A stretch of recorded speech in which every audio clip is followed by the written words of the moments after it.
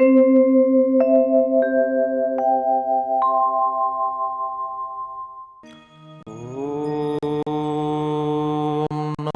परमहंसास्वादित चरणकमलचिन्मकरन्दाय भक्तजनमानसनिवासाय श्रीरामचन्द्राय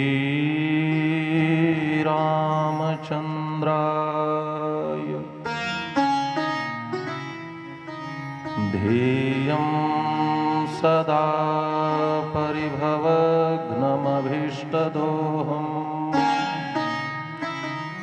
तीर्थास्पदं शिवविरिञ्चिनुतं शरण्यम् भृत्यार्तिहं प्रणतपालभवाब्धिपोतं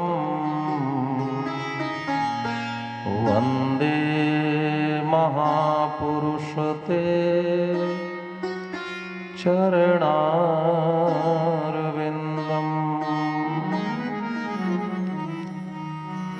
जानकी जीवनं वन्दे माण्डवी प्राणवल्लभम् उर्मिलारमणं वन्दे कीर्तिकान्तं नमाम्यहम्। रामं रामानुजं सीतां भरतं भरतानुजं सुग्रीवं वायुसूनुं च प्रणमामि पुनः पुनः। वाञ्छाकल्पतरुभ्यश्च कृपा सिन्धुभ्य एव च पतितानां पावनेभ्यो वैष्णवेभ्यो नमो नमः। वैष्णवेभ्यो नमो नमः। आइए, हमने कुछ कहने के लिए मंगलाचरण किया है, आप लोग कुछ सुनने के लिए मंगलाचरण करें। सब लोग बड़े भाव से दो बार करतल ध्वनि करते हुए भगवान नाम का आश्रय लें। पुनः श्री रामचरितमानस के माध्यम से भगवान श्री राघवेंद्र की कथा सुधा का पान करेंगे। सब लोग बड़े भाव से दो बार भगवान नाम का आश्रय लें। श्री राम जय जय राम, श्री राम जय जय राम, श्री राम जय राम, श्री राम जय राम, श्री राम जय राम जय राम, श्री राम जय राम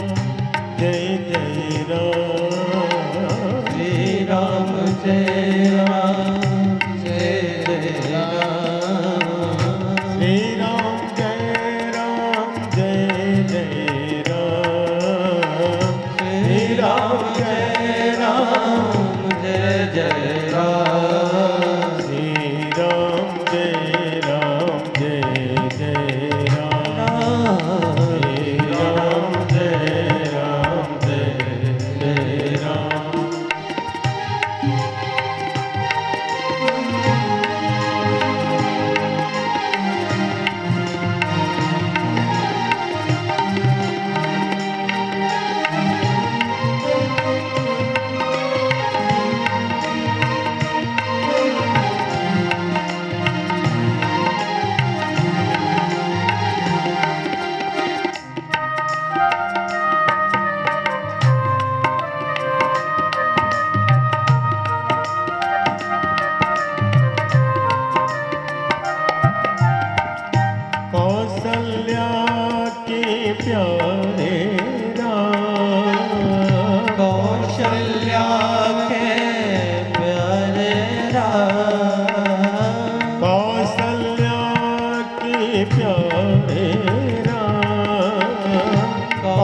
कौशल्या के प्यारे राम, दशरथ राज दुलारे राम, दशरथ राज दुलारे राम। श्री राम जय राम जय जय राम, श्री राम जय राम जय जय राम। संतन के रखवाले राम, संतन के रखवाले राम, संतन के रखवाले राम, संतन के रखवाले राम। भक्तन प्राण आधारे राम, भक्तन प्राण आधारे राम। श्री राम जय राम जय जय राम, श्री राम जय राम जय जय राम, श्री राम जय राम जय जय राम, श्री राम जय राम जय जय राम, श्री राम जय राम जय जय राम, श्री राम जय राम जय जय राम, श्री राम जय राम जय जय राम, श्री राम जय राम जय जय राम,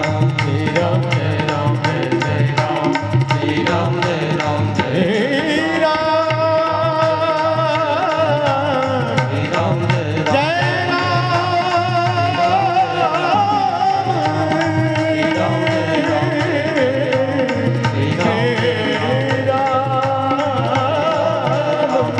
राम,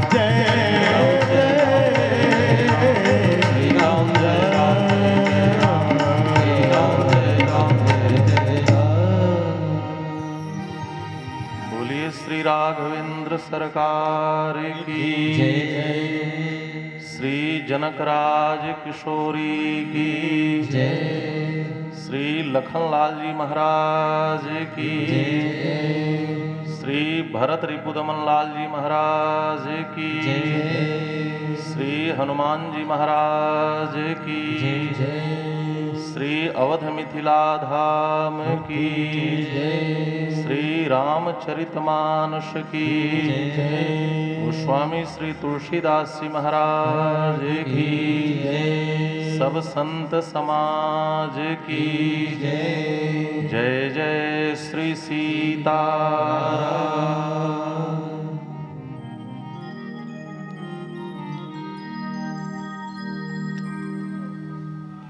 हम सब श्री राम कथा श्रवण करने के लिए यहाँ उपस्थित हुए हैं। कथा की हमारे यहाँ कितनी प्राचीन परंपरा है, आप सब सुधी जन से बताने की जरूरत नहीं है। कथा शब्द में दो अक्षर हैं, क और था। क शब्द के हमारे शास्त्रों में बहुतेरे अर्थ बताए गए हैं। उपनिषदों में क का अर्थ ब्रह्म बताया गया, कम ब्रह्म, खम ब्रह्म।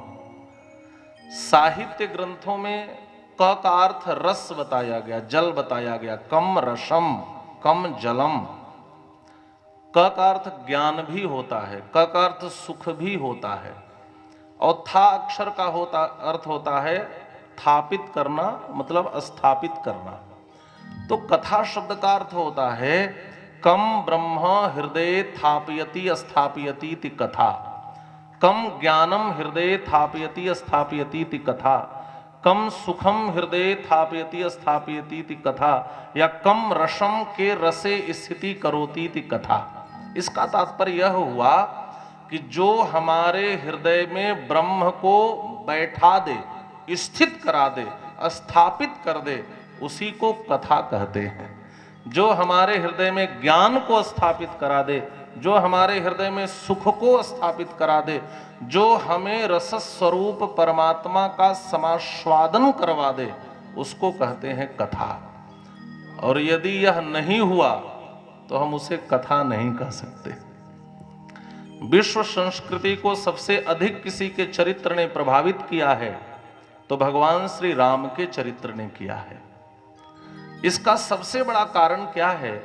संसार के समस्त धर्मों में मानवीयता के जितने उदात्त गुण बताए गए हैं वो सारे भगवान श्री राम में पाए जाते हैं। आप सबको पता है, एक संस्कृत के बहुत बड़े विद्वान हुए श्री भवभूति जी महाराज। उन्होंने एक बार चिंतन किया कि दुनिया में सबसे अधिक ग्रंथ भगवान श्री राम को ही नायक बनाकर क्यों रचे गए। यदि हम रामायण की बात करें तो 100 करोड़ केवल रामायण की रचना हुई। चरितम रघुनाथस्य षट्कोटि प्रविष्टरम एकैकमक्षरं पुंसां महापातकनाशनम। तो शतकोटि प्रविष्टरम, 100 करोड़ केवल रामायण की रचना हुई। और गोस्वामी तुलसीदास जी महाराज तो 100 करोड़ कह करके भी परितोष का अनुभव नहीं किए। उन्होंने तो कहा रामायण शतकोटि अपारा, इसका कोई पार नहीं है, इसका कोई परिगणन नहीं है, इसकी कोई इति नहीं है, इसका कोई अंत नहीं है, इतने रामायणों की रचना हुई। तो आप विचार करें, दुनिया में सबसे अधिक ग्रंथ राम को ही चरित्र नायक बना करके क्यों लिखे गए। उन्होंने कहा कि इसमें कवियों का कोई दोष नहीं है, कवीनाम को दोषः। प्रभु, हे राघव प्रभु, आपके भीतर ही एक दोष है। ध्यान से सुनेंगे। श्री भवभूति जी ने कहा प्रभु, आपके भीतर ही एक ऐसा अवगुण है कि उस अवगुण के कारण हर कवि आपको ही अपने ग्रंथ का नायक बनाना चाहता है।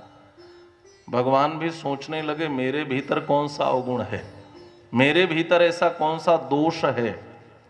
तो उन्होंने कहा कि एक जगह इतने सारे गुणों का होना ही आपका सबसे बड़ा अवगुण है। कवीनाम को दोषः सच तव गुणानाम अवगुणः।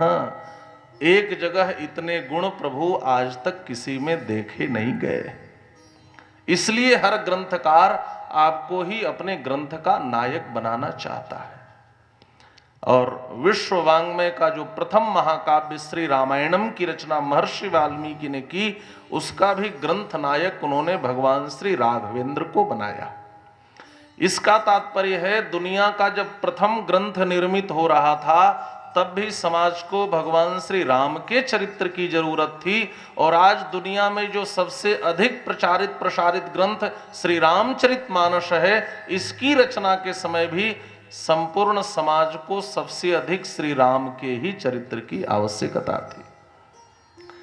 इसलिए इन समस्त आचार्यों ने भगवान श्री राम को ही अपने ग्रंथ के नायक के रूप में चयनित किया। जीवन में ज्ञान की अतिशय उपयोगिता है। कुरुक्षेत्र के रणांगण में जब अर्जुन ने हथियार डाल दिए और कहा, केशव, स्वजनों का रक्तपात करके राजसत्ता प्राप्त करना क्या उचित होगा। भगवान कृष्ण ने कहा, अर्जुन करोगे क्या। अर्जुन ने कहा, प्रभु इससे तो अच्छा मैं सन्यासी हो जाऊंगा। भगवान श्री कृष्ण ने कहा, अर्जुन अज्ञान की अवस्था में तुम सन्यासी भी होगे तो तुम्हारा पतन होगा, और ज्ञान की अवस्था में तुम युद्ध भी करोगे तो तुम्हें मोक्ष की प्राप्ति होगी। जीवन में यह आवश्यक नहीं है कि हम संन्यास्त हैं कि गृहस्थ हैं, लेकिन जीवन में यह जरूर आवश्यक है कि हमने जीवन में कितना ज्ञानार्जन किया है। हम भारतवासी इस मामले में दुनिया में सबसे अधिक समृद्ध हैं कि हमें वेद जैसा ज्ञान विरासत में प्राप्त हुआ है। हमें ज्ञान पाने के लिए दुनिया का मुंह नहीं ताकना है। हमारे यहाँ वेद जैसा ग्रंथ है। वेद शब्द का अर्थ ही होता है, विद ज्ञाने धातु से वेद शब्द निष्पन्न होता है, जिसका अर्थ होता है ज्ञान की राशि, ज्ञान का पुंज, ज्ञान का संग्रह, ज्ञान का संकलन, ज्ञान का सागर। एक वैदेशिक ऐतिह्यविद ने, एक विदेशी इतिहासकार ने लिखा है, आपने पढ़ा होगा, मैंने भी पढ़ा है, कि वेद भारतीय गडेरियों का गीत था। बात समझ में आ रही है ना। वेद भारतीय गडेरियों का गीत था, ऐसा एक पाश्चात्य विचारक ने लिखा है। अच्छा, मैं पूछता हूं कि जरा सोचो तुम, अरे विचारकों, जरा विचार करो कि जिस देश का एक गरेड़िया वेद की तरह ज्ञान का गीत गाता है, उस देश का विद्वान कौन सा गीत गाता होगा, यह तुम्हें विचार कर लेना चाहिए। यह वह धरती है। लेकिन आज समाज की सबसे बड़ी विडंबना यह है कि हम वेद के तात्पर्य को समझ ही नहीं पाते। हम अल्पज्ञानी जीवों के पास फुर्सत कहां है। हम नीरस अश्लील साहित्य सरस सलील के नाम पर पढ़ते हैं। हम झूठी कथाएं सत्य कथाओं के नाम पर पढ़ते हैं। हम उल्टी पलटी चीज और साहित्य को पढ़ते हैं। हमारे पास वेद पढ़ने का समय कहां है और इतना ज्ञान भी कहां है। हम अल्प ज्ञानी लोग वेद के तात्पर्य को समझें कैसे। तो हमारे भारत के ऋषियों ने, विचारकों ने, मनुष्यों ने, गवेषकों ने, अन्वेषकों ने, ग्रंथकारों ने, साहित्यकारों ने वेद को समझाने के लिए दो प्रकार के ग्रंथ की रचना करी। एक को इतिहास कहा जाता है और दूसरे को पुराण कहा जाता है। इतिहास पुराणाभ्याम वेदम समुपबृंहयेत। इतिहास और पुराण वेदों के समुपबृंहण के लिए हैं। हमारे यहां पुराण 18 हैं जिससे आप परिचित होंगे, और इतिहास 2 है। कौन कौन? एक श्री रामायणम और दूसरा श्री महाभारत। ये 2 इतिहास हैं। आज जो इतिहास के नाम पर प्रतिशोध और संतरास की घटनाएं पढ़ाई जाती हैं, ये हमारे भारत का इतिहास नहीं है। आज के दुष्यंत कुमार के बाद गजल के सबसे बड़े प्रतिमान श्री अदम गोंडवी साहब ने लिखा है कि मुक्तिकामी चेतना अभ्यर्थना इतिहास की, ये समझदारों की दुनिया है विरोधाभास की। हम जिसे कहते हैं इस देश का स्वर्णिम अतीत, वह कहानी है महज प्रतिशोध की संतरास की। आज इतिहास के नाम पर जो घटनाएं हमें पढ़ाई जा रही हैं वो संतरास और प्रतिशोध की घटनाएं हैं। उनसे हम शिक्षा नहीं ले पाते। हमारे भारत का इतिहास है रामायण और महाभारत। ध्यान से श्रवण करेंगे, निवेदन कर रहा हूं कि हमें पुराण की कथा सुननी चाहिए कि इतिहास की कथा सुननी चाहिए। किस ग्रंथ की कथा हम सुने? तो हमारे एक आचार्य वैष्णवाचार्य कहते हैं कि इतिहास पुराण दोनों की बात आए तो हमें इतिहास सुनना चाहिए। उभयोर मध्य इतिहास प्रबलः, इतिहास की कथा सुननी चाहिए। अच्छा, प्रश्न उठता है इतिहास भी 2 हैं, रामायण और महाभारत, तो हमें रामायण जी की कथा सुननी चाहिए कि हमें महाभारत की कथा सुननी चाहिए? तो मैं 1-2 उदाहरण देता हूं, आप सहज समझ जाएंगे कि हमें रामायण की कथा सुननी चाहिए कि महाभारत की कथा सुननी चाहिए। आप बताएं, महाभारत का सबसे बड़ा पात्र कौन था? पितामह भीष्म। बहुत लंबी आयु है, पीढ़ी दर पीढ़ी उनकी आंखों के सामने गुजर रही है, ठीक है। महाभारत के सबसे बड़े पात्र थे पितामह भीष्म, और एक और रामायण का एक छोटा सा पात्र है, नाम है जटायु। इन दोनों में समानता क्या थी? इन दोनों के जीवन में एक समान घटना घटी। इन दोनों के आंखों के सामने एक स्त्री की लाज लुटी जा रही थी। लेकिन इन दोनों ग्रंथों का सबसे बड़ा अंतर यह है कि महाभारत के उस सबसे बड़े पात्र ने उस भरी सभा में अपनी ही कुलवधू की लुटती हुई लाज को देखने के बाद भी उसका प्रतिरोध नहीं किया। और दूसरी ओर रामायण का एक छोटा सा पात्र, नाम है जटायु, उसके सामने भी एक स्त्री की लाज जा रही थी। एक स्त्री का आहरण अपहरण करके दुनिया का दुर्दांत दुष्ट वह रावण लेकर के जा रहा था, और जटायु जी ने रास्ते को रोक कर कहा, रावण, मैं बूढ़ा हूं, तुम जवान हो, तुम रथ पर हो, मैं विरथ हूं, तुम्हारे पास अस्त्र शस्त्रों का ज्ञान है, मेरे पास कुछ नहीं है। मेरे पास तो शस्त्र के नाम पर चोंच और नाखून है, लेकिन यह भारत वर्ष है। बाप कितना भी बूढ़ा हो जाए लेकिन उसके आंखों के सामने कोई उसकी बेटी को हाथ नहीं लगा सकता। यह वह भारत वर्ष है। वृद्धो हम तुम युवाधनमी सरथा कवची सरी। और रामायण के उस छोटे से पात्र ने उसमें दुनिया के सब सर्वशक्तिशाली, सबसे शक्तिशाली रावण का प्रतिरोध किया और विरोध किया। इसका तात्पर्य यह है कि महाभारत का बड़े से बड़ा पात्र भी अपने कर्तव्य का निर्वाह नहीं करता है और रामायण का एक छोटा से छोटा पात्र भी अपने कर्तव्य का निर्वाह करता है। इसलिए हमें रामायण की कथा सुननी चाहिए। दूसरी बात, इस रामायण में श्री जनक राज किशोरी जानकी जी के वैभव का वर्णन है। किस वैभव का वर्णन है? का जानकी जी ने स्वयं को रावण के कारागार में कैद कराया। रावण में इतनी सामर्थ्य नहीं थी जो भगवती भास्वती श्री जानकी जी का आहरण कर सकता, अपहरण कर सकता था, लेकिन जानकी जी जानबूझ करके, ऐसा वैष्णवाचार्यों ने अन्वेषण किया है कि जानकी जी का प्रथम विश्लेष जो है वह कृपा पक्ष को उद्घाटित करने के लिए हुआ है। और जानकी जी स्वयं लंका में किस लिए गई हैं? का इतिहास श्रेष्ठेन कारागृहवास कर्त्र्या वैभवम उच्यते।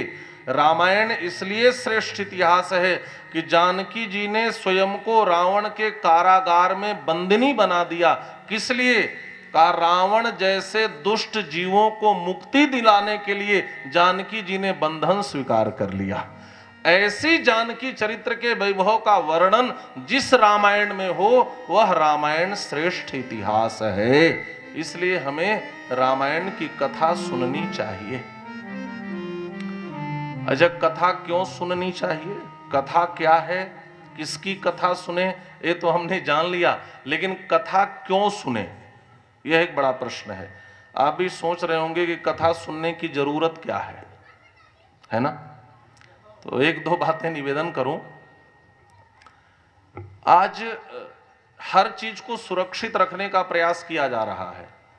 दूध न बिगड़े इसकी हमें चिंता है, सब्जी न बिगड़े इसकी हमें चिंता है, भोजन हमेशा गर्म मिले इसकी हमें चिंता है। और उसके लिए वैज्ञानिकों ने बड़ी उन्नति भी करी है। फ्रीज बनाए, रेफ्रिजरेटर बनाए और अच्छी मशीनें बनाई।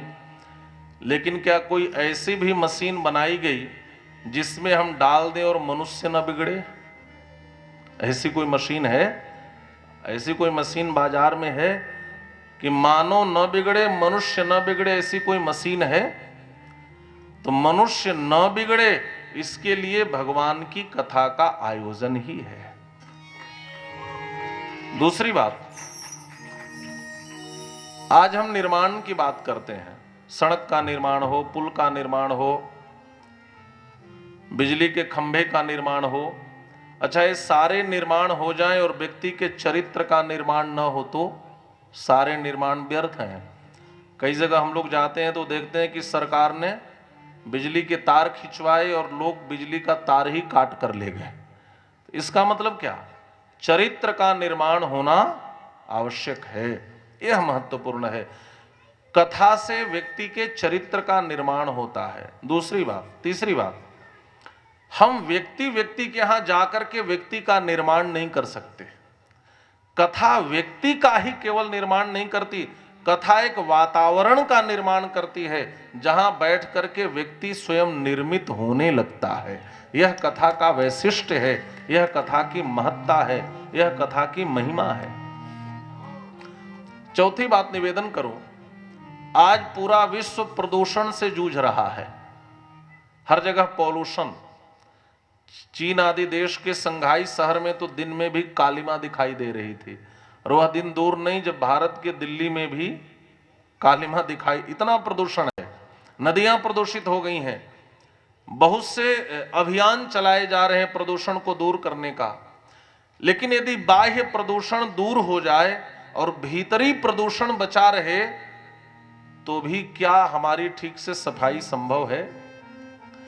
अभियान से जुड़ करके हम बाहर के प्रदूषण को तो दूर कर सकते हैं, लेकिन बिना भगवान से जुड़े हम भीतर के प्रदूषण को दूर नहीं कर सकते, यह निश्चित है। और भगवान की कथा जो है हमें भीतरी प्रदूषण से मुक्त करती है। यह भगवान की ऐसी महनीय कथा है।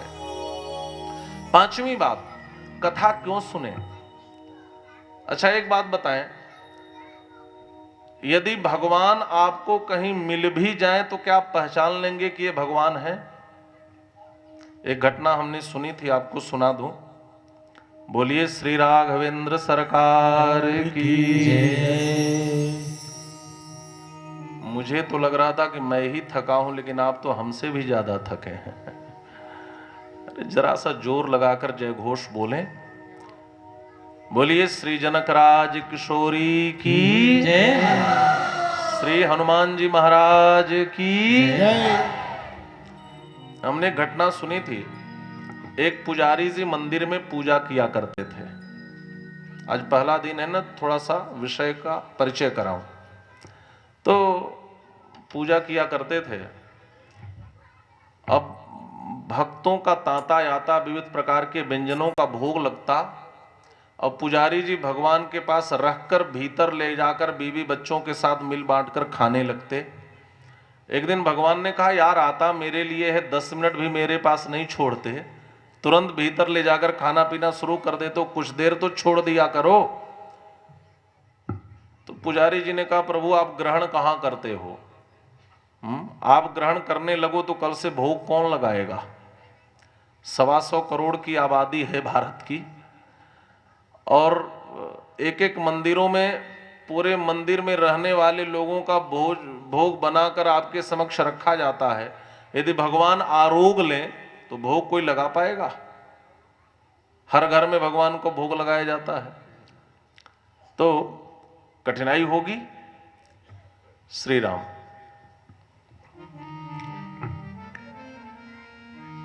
तो पुजारी जी ने कहा, प्रभु आप ग्रहण कहां करते हो? हमने तो सुना है गंधग्राही जनार्दन, आप तो केवल गंध ग्रहण करते हो। तो भगवान ने कहा, कुछ देर गंध ही तो ग्रहण कर लेने दिया करो। तो पुजारी जी ने कहा कि व्यंजनों का गंध जब मेरी नासिका में प्रविष्ट होता है तो मुझे भी नहीं रहा जाता प्रभु। तो भगवान ने कहा, यही रवैया रहा तो मैं मंदिर छोड़कर चला जाऊंगा। पुजारी जी ने कहा, मंदिर छोड़कर आप चले जाओ, मूर्ति रहेगी तो अपना काम होता रहेगा। तो सच में भगवान मूर्ति से बाहर निकल आए और मंदिर के बाहर खड़े हो गए। अब भक्तों का तांता लगा था, विविध प्रकार के व्यंजन आ रहे थे, रसगुल्ला, रसमलाई, कोई यह कोई वह, कुछ ले ले करके भगवान प्रत्यक्ष खड़ा होकर कहे, सुनो सुनो, मैं भगवान हूं, भीतर तो केवल मूर्ति है, मैं प्रत्यक्ष खड़ा हूं, लाओ मुझे भोग लगाओ। सारे भक्तों का एक ही प्रश्न था, हम और आप होते तो भी एक ही प्रश्न पूछते। सबने एक ही बात पूछी कि क्या प्रमाण है कि आप भगवान हैं? भगवान ने पूछा, सुनो कभी वेद पढ़ा है? लोगों ने कहा कभी नहीं। अच्छा, वेदों को व्याख्यायित करने वाले कभी शास्त्रों को पढ़ा है? कहा कभी नहीं। कभी इतिहास पुराण पढ़ा है? कहा कभी नहीं। अरे कभी किसी संत की कथा सुनी है? लोगों ने कहा कभी नहीं। तो भगवान ने भी सिर पकड़ लिया, हे भगवान, जब किसी ने जीवन में कथा ही नहीं सुनी, मुझे जाना समझा ही नहीं, तो मैं बताना भी चाहूंगा तो मैं बता नहीं सकता हूं। भगवान को भी खुद को समझाने के लिए इन शास्त्रों की जरूरत पड़ती है, और भगवान को भी अपने को व्यक्त करने के लिए इन कथाओं की जरूरत पड़ती है। यही इस कथा की महिमा है। भगवान को भी इन सदग्रंथों की अपेक्षा होती है, यह महत्वपूर्ण है। इसलिए और एक बात कह दूं कि जीवन में आहार का बड़ा महत्व है, और आहार हम 10 इंद्रियों से लेते हैं, लेकिन 2 इंद्रियों से लिया गया आहार ज्यादा महत्वपूर्ण है। एक चक्षुरेंद्रिय से, दूसरा श्रवणेंद्रिय से, एक आंख से, दूसरे कान से। प्रश्न उठता है कि आंख ज्यादा महत्वपूर्ण है कि कान ज्यादा महत्वपूर्ण है? अच्छा, हम भगवान को समझने के लिए आंख को ज्यादा महत्व दें कि कान को ज्यादा महत्व दें? दर्शन को ज्यादा महत्व दें कि श्रवण को ज्यादा महत्व दें? तो हमारे शास्त्र कहते हैं, जगत के विषय में दृष्टि तो प्रमाण हो सकती है, लेकिन जगदीश के विषय में तो श्रुति ही प्रमाण हुआ करती है। बिना श्रवण के, बिना वेद के हम परमात्मा को समझ नहीं सकते हैं। इसलिए हमें श्रवण को पहले महत्व देना चाहिए। हमें श्रवण को पहले महत्व देना चाहिए। भगवान वेद कहते हैं आत्मा वारे द्रष्टव्य, उस परमात्मा को देखना, जानना, समझना, सुनना चाहो तो सबसे पहले श्रोतव्यो मनतव्यो निधिध्यासितव्यश्च, सबसे पहले हमें सुनना चाहिए। इन्हीं मान्यताओं को लेकर के हमारे यहाँ इन ग्रंथों की रचना हुई और भगवान के वह चरित्र सरल ही नहीं सरलतम ढंग से हमारे बीच में पहुंचे। इसके लिए गोस्वामी तुलसीदास जी ने श्री रामचरितमानस की रचना करी है। एक बात निवेदन करो, सागर और संसार में ज्यादा अंतर नहीं है। समुद्र और हम कहते हैं ना कि संसार भी समुद्र की तरह है, तो संसार समुद्र की तरह कैसे है? का समुद्र और संसार में कुछ समानताएं हैं। क्या क्या? अच्छा, समुद्र के किनारे आप खड़े होकर देखेंगे तो समुद्र का दूसरा छोर दिखाई देगा? दिखाई देता है क्या? नहीं दिखाई देता। वैसे ही संसार का एक तट जीवन तो दिखाई देता है, लेकिन दूसरा तट मृत्यु दिखाई नहीं देता। इसलिए हम संसार को समुद्र कहते हैं। दूसरी बात, समुद्र का जल कभी देखते देखते गगनचुंबी हो जाता है, लहरें उठती हैं, और कभी देखते देखते नीचे आ जाता है। वैसे इस संसार में भी कभी देखते देखते कोई व्यक्ति बहुत ऊंचाई पे चला जाता है और अगले ही क्षण नीचे आ जाता है। संसार का संबंध मन से है और समुद्र का संबंध चंद्रमा से है। आप समुद्र के किनारे जाएंगे तो पूर्णिमा के दिन लहरें ज्यादा उत्तालित होती हैं, ज्यादा उत्ताल तरंगों से तरंगायित होती हैं, और अमावस्या के दिन बिल्कुल शांत होती हैं। चंद्रमा मन का देवता है, चंद्रमा मनुष्य हो जाता है, मन से प्रकट भी हुआ है। तो जैसे समुद्र का संबंध चंद्रमा से है, वैसे हमारे सांसारिक जीवन का संबंध भी मन से है। अच्छा, प्रश्न उठता है, जब समुद्र और संसार एक सा है तो संसार रूपी समुद्र से पार जाने का उपाय क्या है? का एक उपाय है, किसी भी समुद्र से पार जाने के लिए एक नौका की जरूरत है। तो कहा नौका वैसी होनी चाहिए जो दृढ़ हो, यानी कि बीच समुद्र में जाकर के नौका बिखर जाए, टूट जाए, या समुद्र की थपेड़ों को नौका सह न सके।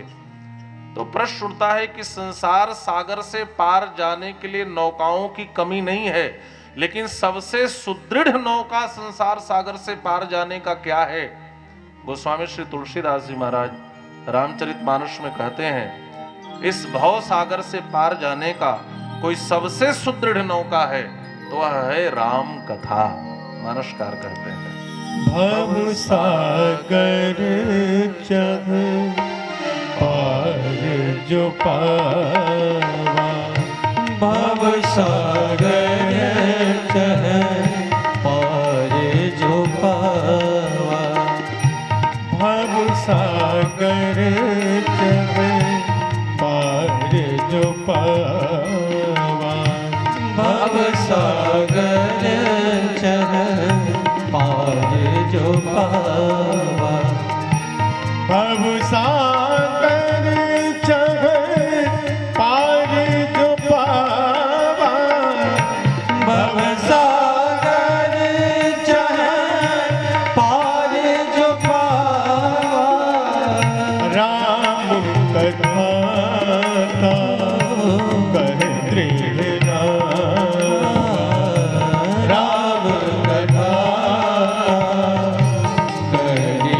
राम कथा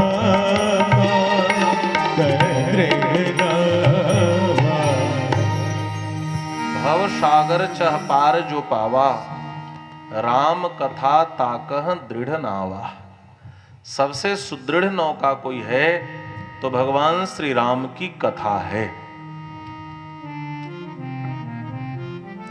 गोस्वामी श्री तुलसीदास जी ने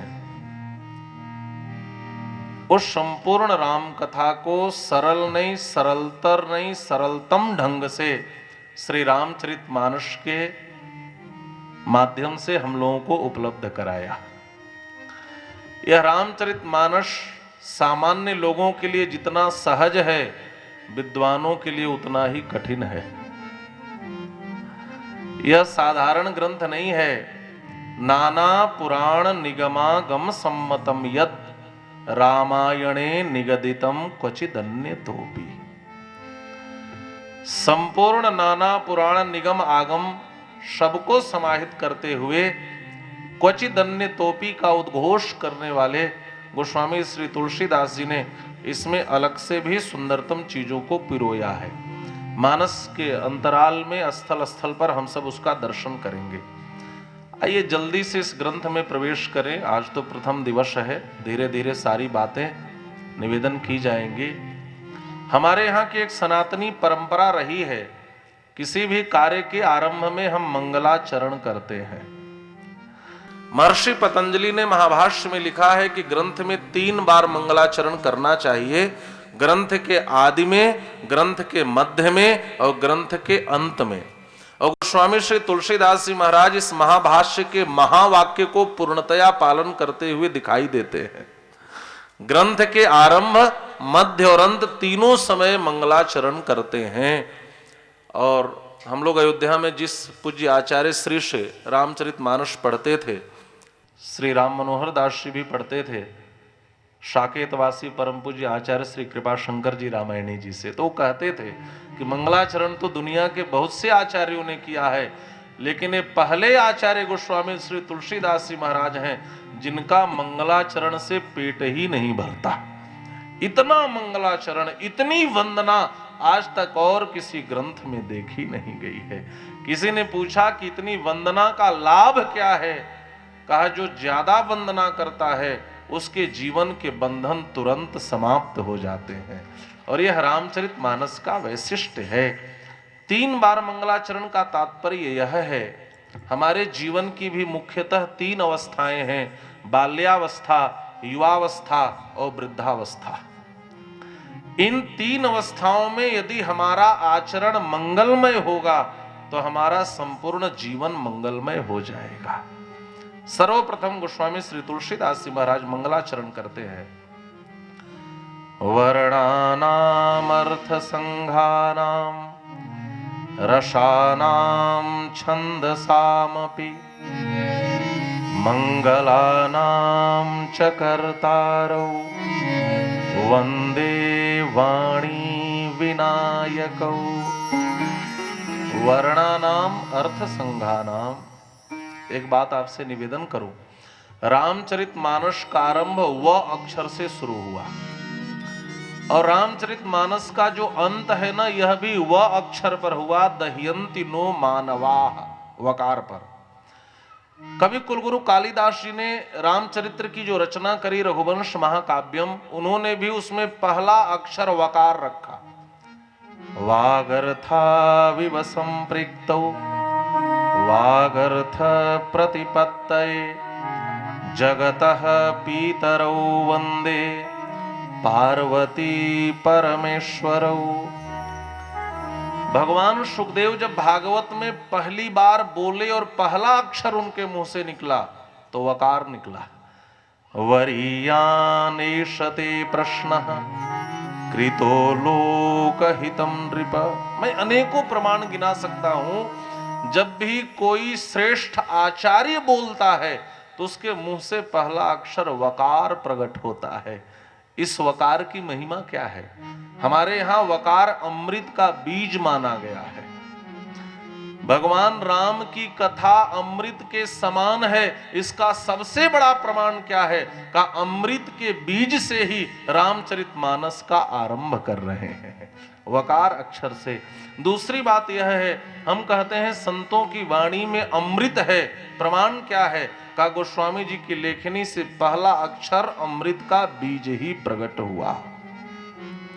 किस वर्ण के लिए रामचरितमानस है? अंत में कहा मानवाः, यह संपूर्ण मानवों के लिए है। एक बात और निवेदन करके इसके अंतराल में प्रवेश करें। श्री राम को जन जन तक पहुंचाने में भारत में 2 लोगों की सबसे महत्वपूर्ण भूमिका रही है। एक तो श्री रामानंद सागर की, रामायण सीरियल के माध्यम से आज छोटा छोटा बच्चा गंवार भी श्री राम के जीवन से परिचित हुआ। और दूसरे कथावाचकों के शिखर पर विराजित परम पूज्य श्री मुरारी बापू जी, कौन उनके नाम से अनवगत होगा। एक बार श्री मुरारी बापू जी की कथा अयोध्या के कार सेवकपुरम में चल रही थी और उनकी सरलता और विनम्रता से आप सब परिचित होंगे। वह नित्य अयोध्या के संतों का दर्शन किया करते थे। इसी क्रम में अभी अयोध्या में वह संत हैं पूज्य श्री फलाहारी जी महाराज, अब तो बड़े वृद्ध हो चुके हैं। कभी ओशो रजनीश से उनका बड़ा तर्क वितर्क होता था। अयोध्या के बड़े अच्छे विचारक और चिंतक हैं, जो लोग उनके नाम से परिचित हैं उनको जानते होंगे। तो श्री बापू भी, एक बकौल बापू, उन्होंने ही अपनी कथा में सुनाया था, तो मैं सुना रहा हूं। तो अयोध्या को संत के पास पहुंचे, हम लोगों ने उनका दर्शन किया है, जो लोग जाते होंगे करते होंगे। तो उन्होंने निमंत्रित किया कि महाराज श्री आप कथा में पधारें। तो उन्होंने कहा कि बापू कथा वथा सुनने का मेरा ज्यादा अभ्यास नहीं है, लेकिन मेरा सौभाग्य है कि आप जैसा प्रवक्ता चलकर स्वयं मेरे पास आ गया, तो आप एक वाक्य में बता दें कि श्री रामचरितमानस क्या है। बस इससे ज्यादा का अवकाश हम संतों के पास कहां है। आप एक वाक्य में बताएं कि श्री रामचरितमानस क्या है। तो श्री मुरारी बापू ने कहा महाराज जी कम से कम 2-4 वाक्यों का अवकाश दें तो मैं कुछ कहने की हिम्मत जुटाऊं। तो उन्होंने कहा नहीं, एक वाक्य में बताइए कि श्री रामचरितमानस क्या है, बाद में बताइएगा। 9 दिन उन्होंने खूब चिंतन किया, 9 दिन अयोध्या में कथा सुनाई। कथा के बाद पहुंचे और कहते हैं महाराज श्री मैंने बहुत विचार किया, लेकिन एक वाक्य में पूरे मानस को बताना हो कि रामचरितमानस क्या है तो बड़ी कठिनाई है। एक वाक्य में क्या बताऊं, आप आदेश करें, हमें एक प्रसाद मिल जाए कि कोई एक वाक्य में बताना चाहे श्री रामचरितमानस क्या है तो क्या कहा जाएगा। तो उन्होंने कहा कि मैंने जो समझा है, विश्वास से विश्राम तक की यात्रा है श्री रामचरितमानस। जो फलाहारी जी ने बताया कि विश्वास से विश्राम तक की यात्रा है श्री रामचरितमानस। गोस्वामी जी भी भवानी शंकर वंदे श्रद्धा विश्वास रूपिणो से आरंभ किया और पायों परम विश्राम तक की उन्होंने यात्रा करी। इसका तात्पर्य यह है कि विश्वास से ही हमारी यात्रा आरंभ होनी चाहिए। तो धीरे धीरे वो सब गुरुकुल के विद्यार्थी हैं और आश्रमों का नियम होता है जी, संध्या आदि का समय होता है। तो आज तो 2-4 वाक्य हम भी निवेदन करके पूर्णता ही देंगे। बोलिए श्री राघवेंद्र सरकार की। अध्यात्म के क्षेत्र में यदि हम पहला कदम बढ़ाएं तो वह कदम विश्वास का ही होना चाहिए। और अध्यात्म के ही क्षेत्र में नहीं, जीवन के क्षेत्र में भी यदि हम बिना विश्वास की यात्रा करें तो हमारी यात्रा सफल नहीं होती। आप किसी नई जगह पे जाएं, अभी कोई नया व्यक्ति गुना में उतरे तो यहां का कोई ऑटो वाला रिक्शा वाला परिचित नहीं होगा, लेकिन कहेगा कि हमें भार्गव कॉलोनी पहुंचा दो, तो कहेगा बैठ जाइए।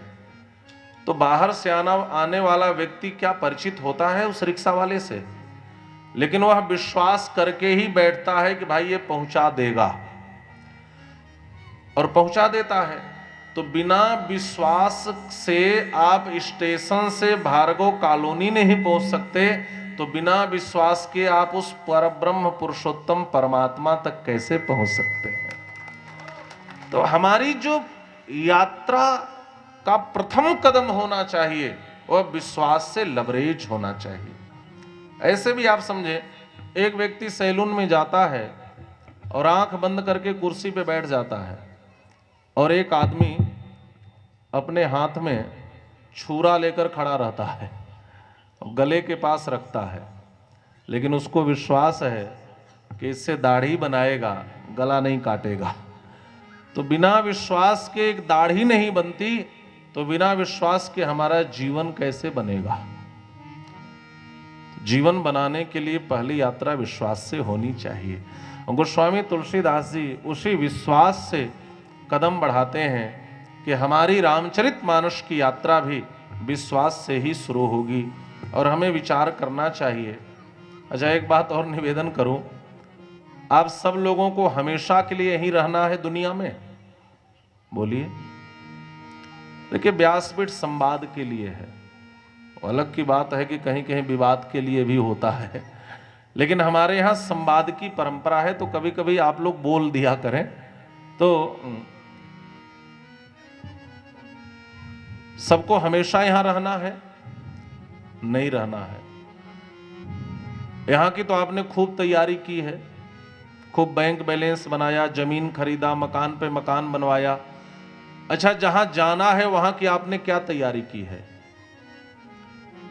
कोई तैयारी नहीं। जहां नहीं रहना, अच्छा, हर कोई यह जानता है कि नहीं कि हमें हमेशा इस दुनिया में नहीं रहना है?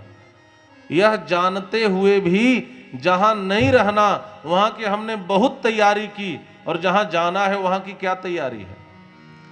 एक दिन सरकार ने घोषणा कर दी कि जो रुपए, जो धन आपके पास हैं 50 दिन में वापस करो, उसकी कोई कीमत नहीं है। अफरा तफरी मच गई, सारे लोग परेशान हो गए, अरे समय नहीं दिया। एक दिन ऐसा आएगा कि एक सूचना ईश्वर की ओर से आएगी कि अभी तक आपने जितना धन कमाया है दुनिया में, एक किसी काम का नहीं है, और समय 1 सेकेंड भी नहीं है।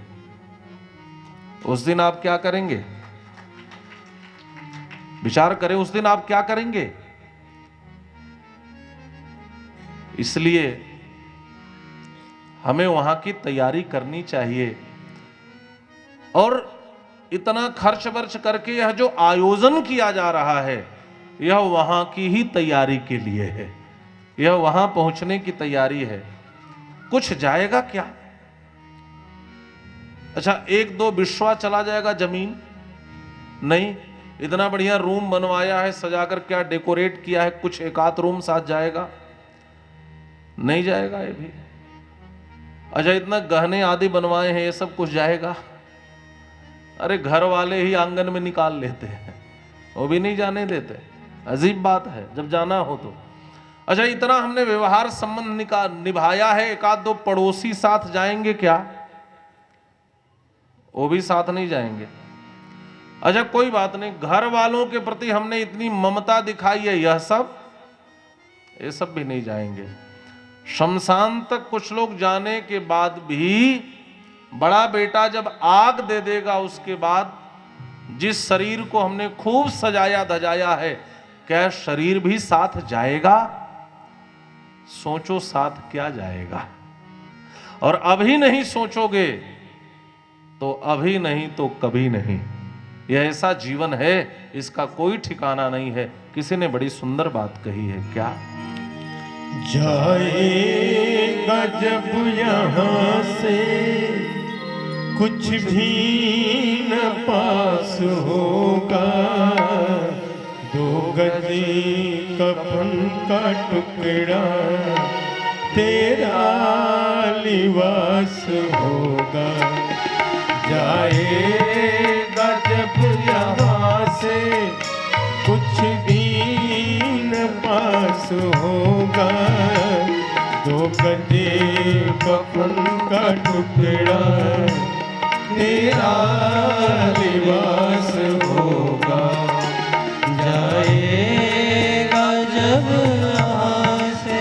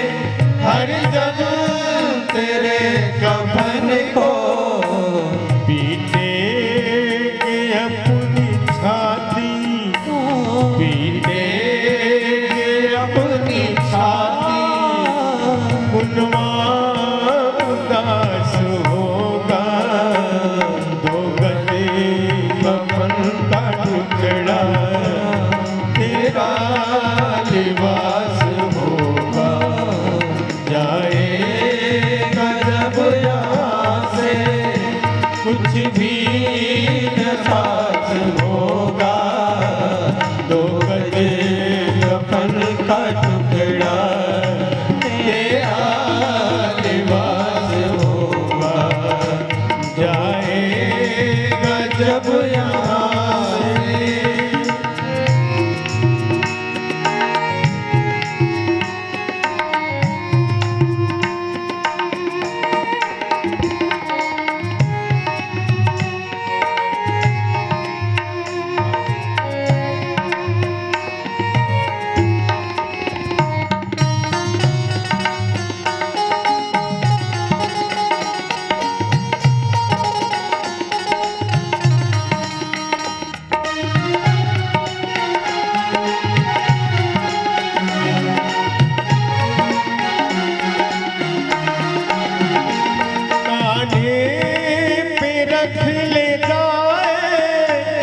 परिवार वाले तेरे यमदूत ले पकड़ कर डोले घेरे घेरे।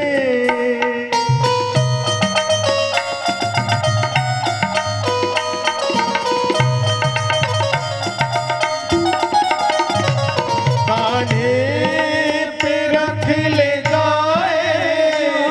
परिवार वाले तेरे यमदूत ले पकड़ कर डोले घेरे घेरे। दे देगा आग तुझको, दे देगा आग तुझको, बेटा जो खास होगा। दो गज कफन का टुकड़ा तेरा लिबास होगा। जाएगा जब यहाँ से कुछ भी न पास होगा। दो गज कफन का टुकड़ा तेरा लिबास होगा। जाएगा जब यहाँ से।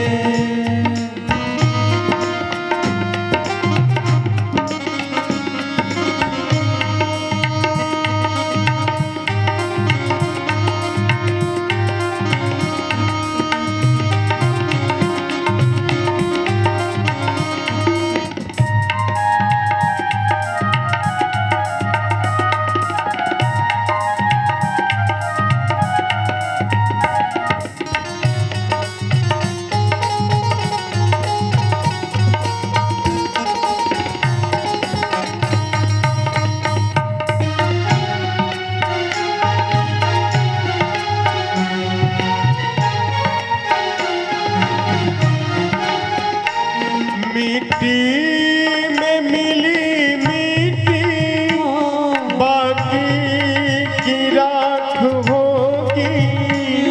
सोने से काया तेरी जलकर के राख होगी। मिट्टी में मिली मिट्टी बाकी की राख होगी। सोने से काया तेरी जल कर के राख होगी।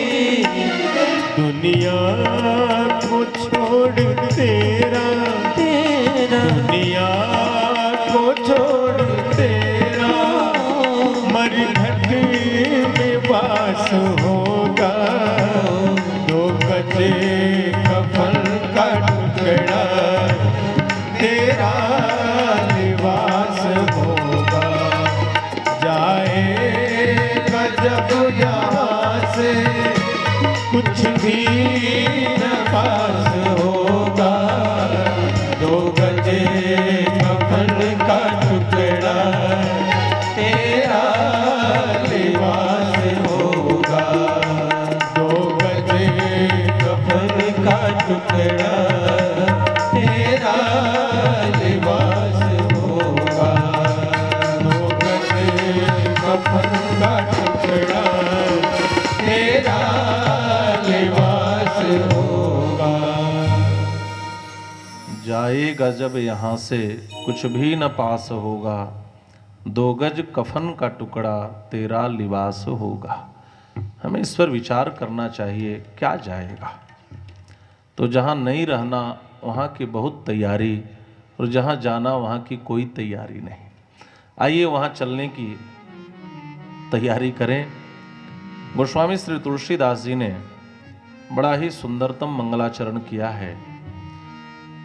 वर्णानाम अर्थ संघानाम रसानाम छंदसामपि मंगलानाम च कर्तारौ वंदे वाणी विनायकौ। इस एक श्लोक में सातों कांड की कथा का बीज डाल दिया। इस एकमात्र श्लोक में रामचरितमानस के सातों कांड की कथा कह दी। ऐसा हमारे आचार्यों ने अन्वेषण किया है। पहली बात कही वर्णा नाम। भगवान एक वर्ण को ग्रहण करते हैं। किस कांड में? कहा बाल कांड में। भगवान का कोई वर्ण नहीं है, लेकिन भगवान क्षत्रिय वर्ण को ग्रहण करके आते हैं। हम क्षत्रिय मृगया बन करे, स्वयं को क्षत्रिय कहते हैं। तो भगवान ने जिस कांड में वर्ण स्वीकार किया हो, वर्णाश्रम धर्म स्वीकार किया हो, वर्ण के अनुसार सारे संस्कार स्वीकार किए हों, इस वर्णा नाम से बाल कांड की कथा सूचित की गई है। अर्थ संघा नाम से अयोध्या कांड की कथा सूचित की गई है। अर्थ कहते हैं लक्ष्मी को। अयोध्या की राज्य लक्ष्मी श्री राम को दी जाएगी, यह घोषणा हुई। लेकिन महारानी कैकेयी ने जब वरदान मांग लिया तो यह सुनिश्चित हुआ कि भैया भरत अयोध्या के राजा बनेंगे। और वाल्मीकि रामायण में तो एक बात यहां तक आ जाती है कि जब भगवती भास्वती श्री जानकी जी ब्रह्मर्षि वशिष्ठ के सामने जब बलकलादि वस्त्र पहनकर खड़ी हो गईं, तो सवास्पूर्ण नृपतेर गुरु हो, उस त्रिकालदर्शी महात्मा की आंखों से झरझर आंसू गिरने लगे। और वो कहते हैं बेटी तुम इन वस्त्रों को मत पहनो। मैया कौशल्या रोने लगी। साकेत में मैथिली शरण गुप्त ने भी लिखा है, हाथ हटाए बलकल हैं, मृदुतम तेरे करतल हैं, गर एक छू भी जावेंगे तो छाले पड़ जावेंगे। वह महात्मा रोते हुए कहते हैं, बिटिया अब इस अयोध्या के सिंहासन पर न राम बैठेंगे न भरत बैठेंगे, तुम पृथ्वी पुत्री हो, इसलिए इस पृथ्वी के इस राज्य सिंहासन पर मैं तुम्हें बैठाऊंगा। तो जहां अर्थ संघ हो, जहां लक्ष्मी विपर्यय हो, इस अर्थ संघा नाम से अयोध्या कांड की कथा सूचित की गई है। रसानाम शब्द से अरण्य कांड की कथा सूचित की गई। रस अनेक होते हैं, ऐसे मुख्य रूप से 9 रस हैं, किसी किसी ने 10 भी माना है। श्रृंगार रस है, हास्य रस है, विभत्स रस है, करुण रस है, शांत रस है, वीर रस है। और ये जो 9 रस हैं, इन सारे 9 रसों का वर्णन अरण्य कांड में है। श्रृंगार रस से अरण्य कांड का आरंभ होता है। एक बार चुनि कुसुम सुहाए, निज कर भूषण राम बनाए, सीत ही पहिर आए प्रभु सादर, बैठे फटिक शिला पर सुंदर। शांत रस देवर्षि नारद आए हैं, या लखन भैया ने भगवान से कुछ प्रश्न किए हैं, राम गीता, ये शांत रस का प्रसंग है। जब शूर्पणखा आई है तो हास्य रस भी है, विभत्स रस भी है, वहां थोड़ा करुण रस भी है। खर दूषण के समक्ष भगवान ने वीर रस प्रकट किया। पहली बार भगवान युद्ध के लिए अरण्य कांड में तैयार होते हैं। बाकी सारे युद्धों में जाम्बवान जी, हनुमंत लाल जी, महेंद्र, द्विविद, अंगद सारे लोग साथ रहेंगे, लेकिन एकमात्र ऐसा युद्ध था जहां राम जी अकेले खर दूषण त्रिशिरा कंपन के साथ 14,000 सुशिक्षित सैनिक और कोई नहीं। और राम जी ने पहली बार युद्ध की तैयारी करी है। गोस्वामी जी वीर रस का वर्णन करते हैं, कोदंड कठिन सर चढ़ाई, सरजुट जूट बांधत सोह क्यों, मरकत सयल पर लरत दामिनी कोटि सो जुग भुजग ज्यों, कटि कशि निशंग। भगवान ने विजय धनुष को सज्ज किया, जटाओं को बांधा, कमर को कसा। और जब इस छलकते हुए सौंदर्य को खरदूषण ने देखा तो कहा, हम भरी जन्म सुनो सब भाई, देखी नहीं अस सुंदरताई, यद्यपि भगनी की न कुरूपा, लेकिन बध लायक नहीं पुरुष अनूपा। वहां वीरस छलका। और अंत में एक भक्ति रस भी है शबरी जी के माध्यम से, जिसको लोगों ने 10वां रस माना है। तो रसानाम का तात्पर्य है पूरे अरण्य कांड की कथा इस रसानाम शब्द से सूचित कर दी। छंदशाम अपि, छंदशाम, छंद विविध प्रकार के होते हैं, वैसे बंदरों की जातियां भी विविध प्रकार की हैं। बंदर हैं, गोलांगुल हैं, रीछ हैं, सब भगवान की सेवा में लगे थे। तो छंदसाम से किष्किंधा कांड की कथा सूचित की। अपि शब्द से सुंदर कांड की कथा, जानकी जी जीवित हैं कि नहीं हैं। अपि का होता है संस्कृत में अर्थ भी, निश्चय, निश्चयात्मक बोधक शब्द है अपि। तो जानकी जी जीवित हैं कि नहीं हैं यह संदिग्ध था, लेकिन हनुमान जी ने आकर कहा प्रभु आपकी जानकी जीवित हैं। ततो मया वाग्भिर दीन भाषिणी शिवाभिरिष्टाभिरभिप्रसादिता वाह शांतिम मम मैथिलात्मजा तवाति शोकेन तथाति पीड़िता। आपकी जानकी जीवित है, अति शोक अति पीड़िता हैं, लेकिन अदीन भाषणी होकर रावण का प्रतिकार करती हैं। विलंब मत करो प्रभु, बानर बाहिनी सजाओ और ससैन्य चल करके उस दुर्दांत रावण को जीत लो। तो अपि से सुंदर कांड की कथा सूचित की गई। और मंगला नाम च करतारो, मंगला नाम से लंका कांड की कथा। भगवान ने रावण का वध करके जगत का मंगल किया, इसलिए मंगला नाम से लंका कांड। और करतारो, भगवान सिंहासन पर बैठ करके लीला किए, या उत्तर कांड में भगवान श्री राम का परत्व का प्रतिपादन किया गया है, इसलिए भगवान ही इस जगत के कर्ता हैं, इस बात को सूचित किया गया या प्रमाणित किया गया उत्तर कांड में। इसलिए करतारो शब्द से उत्तर कांड की कथा सूचित की गई। एक श्लोक में ही यह वैज्ञानिक पद्धति थी और यह मानस का वैशिष्ट्य है कि एक ही श्लोक में संपूर्ण ग्रंथ को गुंफित कर दिया और एक ही श्लोक में 7 कांड की कथा को सूचित कर दी। वैसे सामान्य अर्थ है, हम वाणी और विनायक की वंदना करते हैं, जो वर्ण के, अर्थ समूहों के, रसों के, छंदों के करने वाले हैं। ऐसे भगवती वाणी माने सरस्वती और हम गणेश की वंदना करते हैं। कुछ लोगों ने यहाँ वाणी का अर्थ सीता भी किया है और विनायक का अर्थ विशेष नायकः इति विनायकः, राम जी का किया है कि हम श्री सीता राम जी की वंदना करते हैं। दूसरा श्लोक भी बड़ा प्रिय है, भवानी शंकरौ वंदे श्रद्धा विश्वास रूपिणौ याभ्याम विना न पश्यन्ति सिद्धाः स्वान्तस्थमीश्वरम्। हम सभी के हृदय में भगवान हैं, लेकिन हम और आप तो क्या, बड़े बड़े सिद्ध व्यक्ति भी यदि हृदय में श्रद्धा विश्वास न हो तो हम अपने ही अंतस्थ परमात्मा को देख नहीं सकते। आगे चल करके श्री जानकी जी की वंदना करी। उद्भव स्थिति संहार कारिणीं क्लेशहारिणीं सर्वश्रेयस्करीं सीतां नतोहम राम वल्लभाम। सीता शब्द 6 प्रकार से निष्पन्न होता है। स्यतीति सीता, सवतीति सीता, सिनोतीति सीता, श्रिय बंधने धातु से।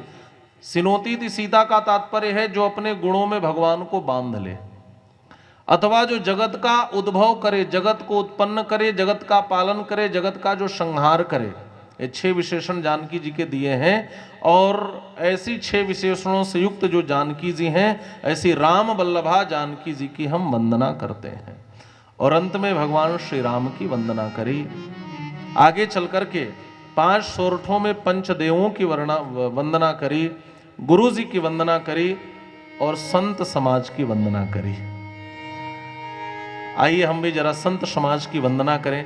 गोस्वामी पाद वंदना करते हैं, यह संतों का समाज कैसा है, का यह चलता फिरता तीर्थराज प्रयाग है। मानसकार लिखते हैं, मुद मंगलमय संत समाजु, मुद मंगलमय संत समाजु, मुद मंगलमय संत समाजु, मुद मंगलमय संत समाजु, मुद मंगलमय संत समाजु, मुद मंगलमय संत समाजु, जो जग जंगम तीर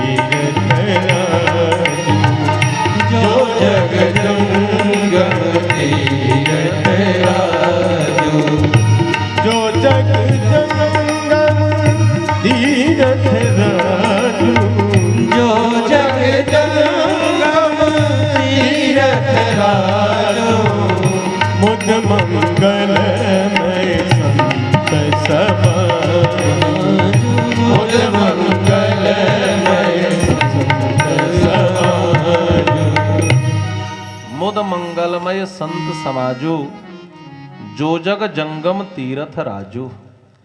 यह संतों का समाज जो है वह आनंदमय है और कल्याणमय है। यह जगत में चलता फिरता तीर्थराज प्रयाग है। किसी ने गोस्वामी जी से पूछा, बाबा आपने संतों के समाज को तो तीर्थराज प्रयाग कह दिया, लेकिन प्रयाग जी में तो बहुत कुछ है, क्या इन संतों के समाज में भी वह सारी बातें हैं जो तीर्थराज प्रयाग जी में है? कहा क्या क्या है? कहा तीर्थराज प्रयाग में सबसे पहले तो गंगा जी हैं, तो संतों के समाज में गंगा जी कहाँ हैं? तो गोस्वामी जी कहते हैं राम भगति जहां सुरसरी धारा। राम जी की जो भक्ति की चर्चा संत के समाज में होती है, या संतों के हृदय में जो राम भक्ति होती है, यही गंगा जी की धारा है। और बाबा वहां सरस्वती भी हैं, तो कहा सरसई ब्रह्म विचार प्रचारा। जो ब्रह्म का विचार प्रचार होता है, यथा तो ब्रह्म जिज्ञासा जन्माद्यस्यतः, जो ब्रह्म विषयक परिचर्चा होती है, यही भगवती सरस्वती है। का यमुना जी कहाँ है? का विधि निषेधमय कलिमल हरणी, कर्म कथा रविनंदनी वर्णी। संतों को यह करना चाहिए, यह नहीं करना चाहिए, यह विधि है, यह निषेध है। विधि निषेध का जो वर्णन है, यही संतों के समाज की यमुना जी हैं। तो किसी ने पूछा कि वहां तो एक बट वृक्ष है, तो क्या संतों के समाज में भी बट वृक्ष है? कहा हाँ, बट विश्वास अचल निज धर्मा। अपने धर्म के प्रति जो अचल विश्वास है, यही संतों के समाज का बट वृक्ष है, जो हिलने डुलने वाला नहीं है। संतों के समाज का जो विश्वास है, वह कभी हिलता डुलता नहीं है। किसी ने पूछा, कोई तीर्थराज प्रयाग में स्नान करे तो उसको तो फल मिलता है, 4 फल, धर्म अर्थ काम मोक्ष। कोई संतों की इस तीर्थराज प्रयाग में डुबकी लगा ले तो उन्होंने कहा वहां तो मिलने में विलंब हो सकता है। जो लोग कहते हैं भगवान के घर देर है अंधेर नहीं है, गोस्वामी जी कहते हैं वो बिल्कुल गलत कहते हैं। कैसे? कहा भगवान के घर देर भी नहीं है। देर भी नहीं है? कहा नहीं, बस संतों के इस समाज से एक बार जुड़ जाओ तो तत्काल तुम्हें भगवान की प्राप्ति हो जाएगी। देर नहीं है। मंजन फल में किए तत्काला, मंजन फल पे किए तत्काला, मंजन फल पे किए तत्काला, मंजन फल पे किए तत्काला। काक होई पिक बंधु मराला, काक होई पिक बंधु मराला, काक होई पिक बंधु मराला, काक होई पिक बंधु मराला। मंजन फल देखिए तत्काला, मंजन फल देखिए तत्काला। मज्जन फल पेखिय तत्काला, काक हो ही पिक बकहु मराला। आगे चल करके संतों की वंदना की, और संतों की वंदना के साथ साथ असंतों की भी वंदना की। अच्छा, ये भी एक विचित्र बात है कि गोस्वामी जी ने दुष्टों को भी थोड़ा महत्व दिया है। इसलिए महत्व दिया है कि विघ्न संतोषी लोग हर समाज में पाए जाते हैं। आप सोचेंगे विघ्न संतोषी क्या है? का किसी भी अच्छे कार्य में विघ्न पहुंचाकर संतोष का जो अनुभव करे, ऐसे विघ्न संतोषी लोग हर जगह पाए जाते हैं। तो गोस्वामी जी कहते हैं मैं इन खलों की भी वंदना करता हूं, जो बिना मतलब का काम बिगाड़ने के लिए दाएं बाएं लगे ही रहते हैं। ऐसे खलों को भी हमारी वंदना है। बहुरी बंदी खल गन सती भाई, बहुरी बंदी खल जन सती भाई, बहुरी बंदी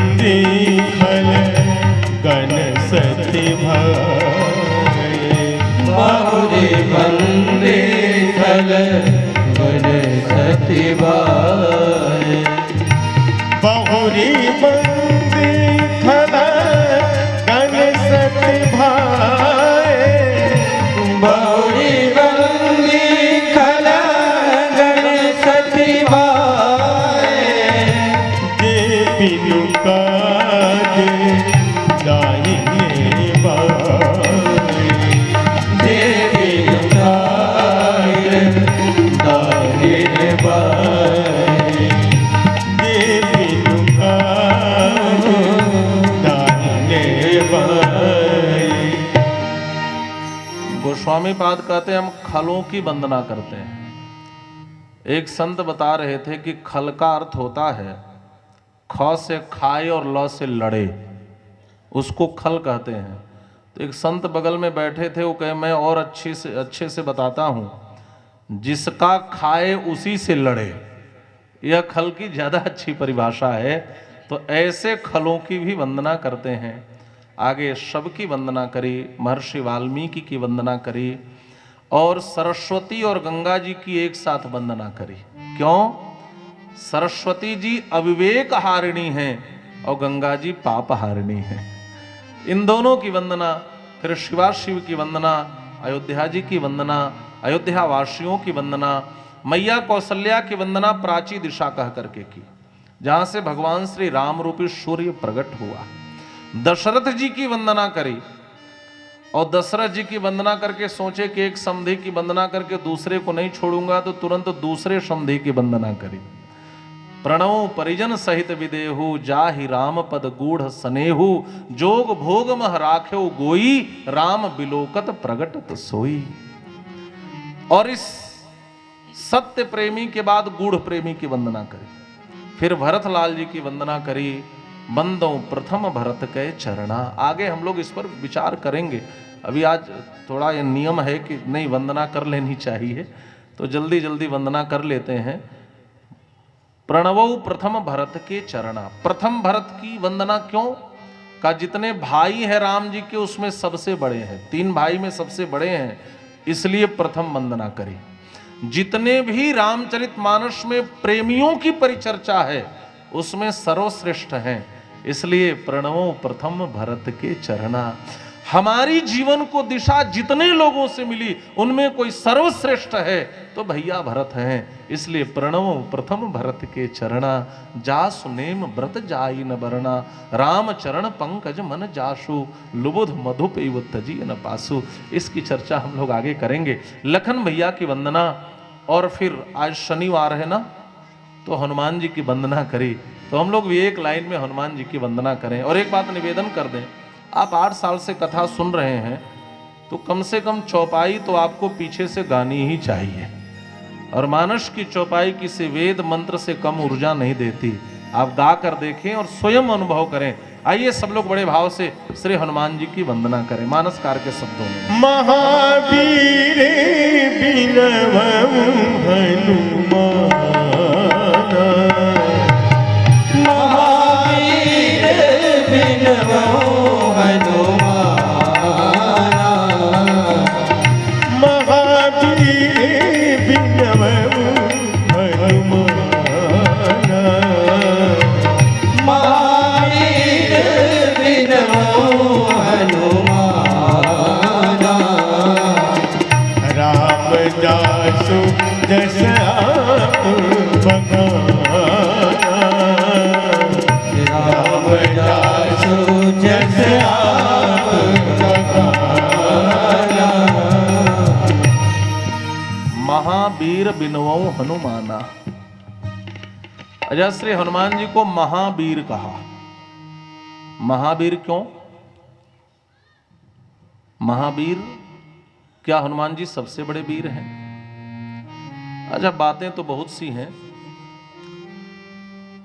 वीर का अर्थ होता है संस्कृत व्युत्पत्ति के अनुसार विशेषेण ईरयति प्रेरयतीति वीरः, जो किसी को विशेष रूप से प्रेरित करके भगवान के चरणों तक पहुंचा दे उसको वीर कहते हैं।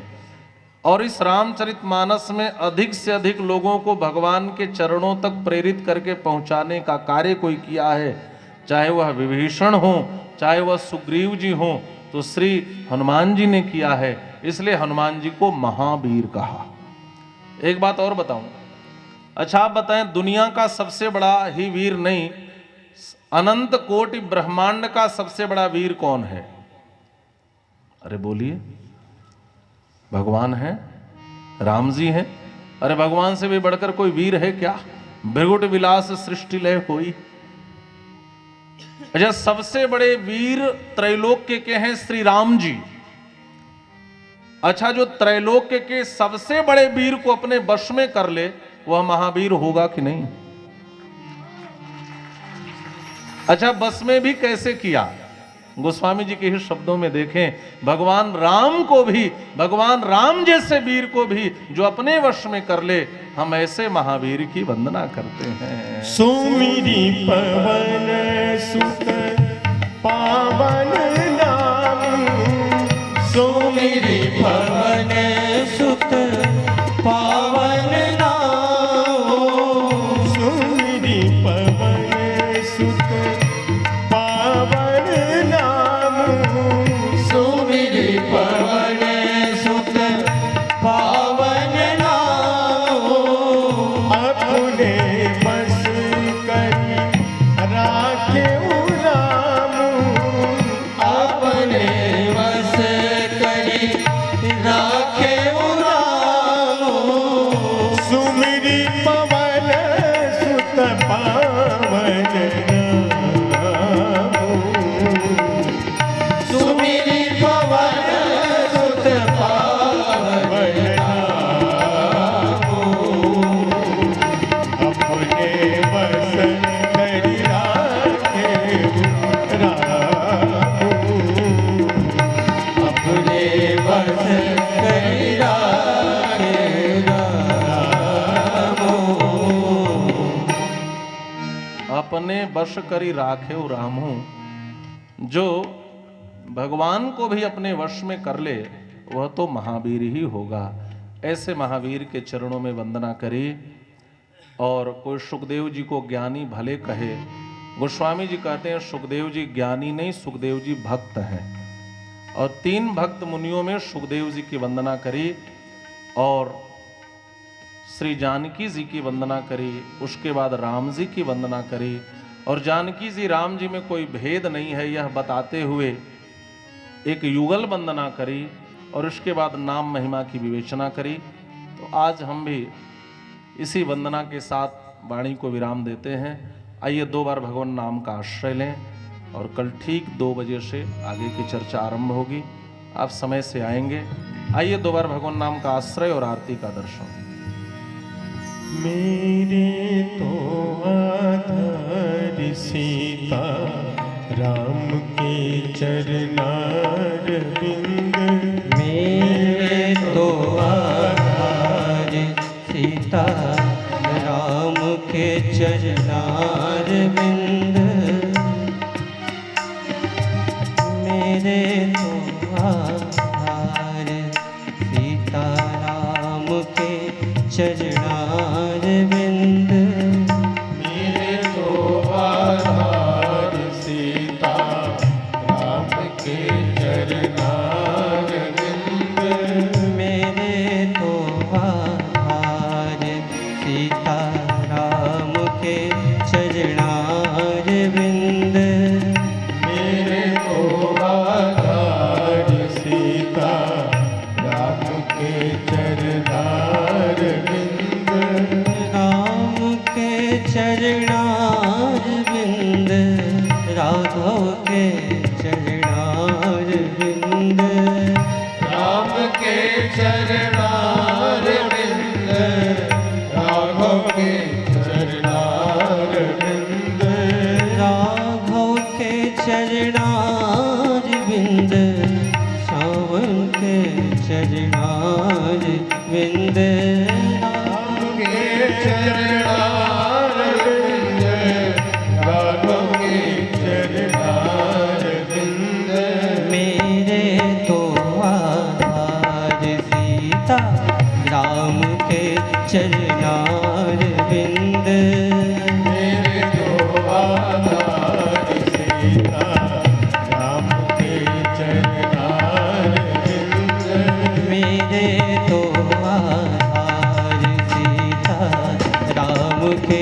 चरणार बिंद मेरे तो आधार सीता राम के चरणार बिंद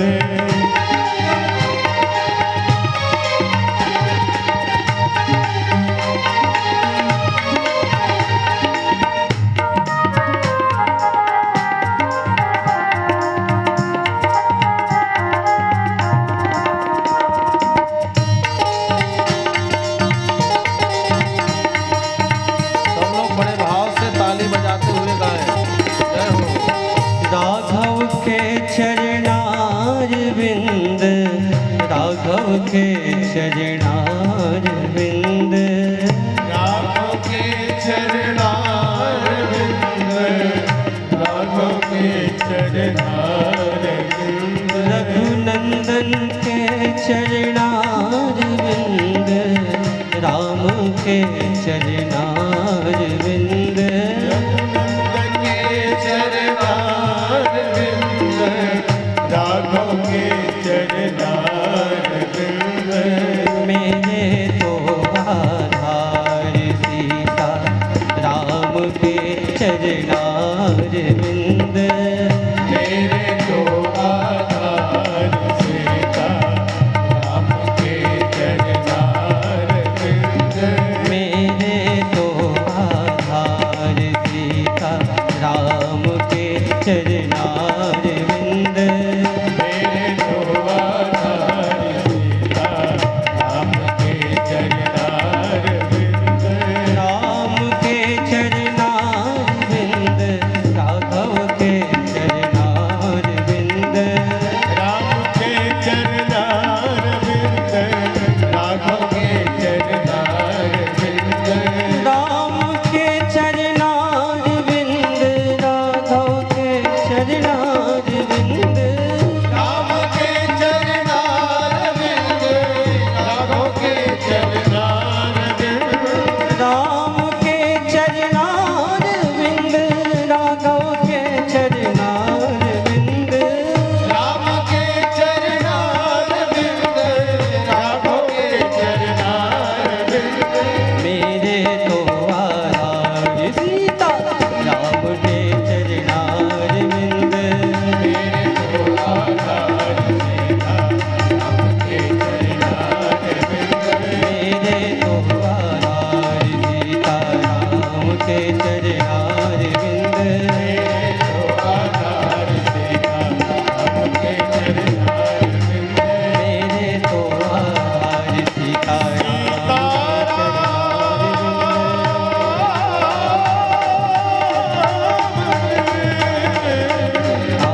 के राम के राम के चरणार बिंद राम के चरणार बिंद बोलिए श्री सीतारामचंद्र भगवान की जगमग जगमग ज्योति जली राम जी की आरती होने लगी जगमग जगमग ज्योति जली है सिया राम जी की आरती होने लगी है जगमग जगमग ज्योत जली है सिया राम जी की आरती होने लगी है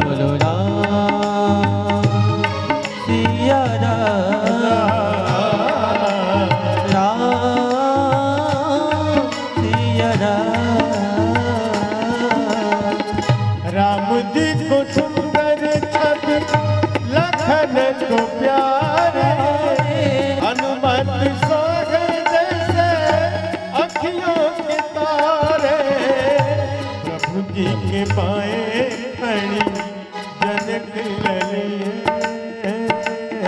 सिया राम जी की आरती होने लगी है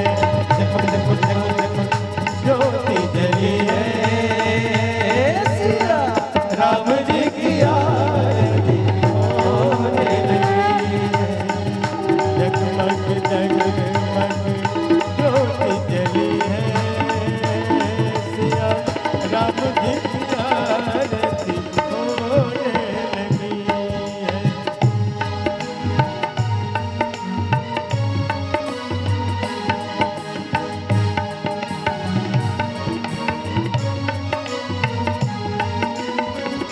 आरती उतारे सब प्रभु जी के आगे तुलसीदास जी के भाग्यराज जागे आरती उतारे सब राम जी के आगे तुलसीदास जी के भाग्यराज जागे भक्ति का दीपक ज्ञान की बाती आरती सुंदर कर दिन राती भक्ति का दीपक ज्ञान की बाती आरती सुंदर कर दिन राती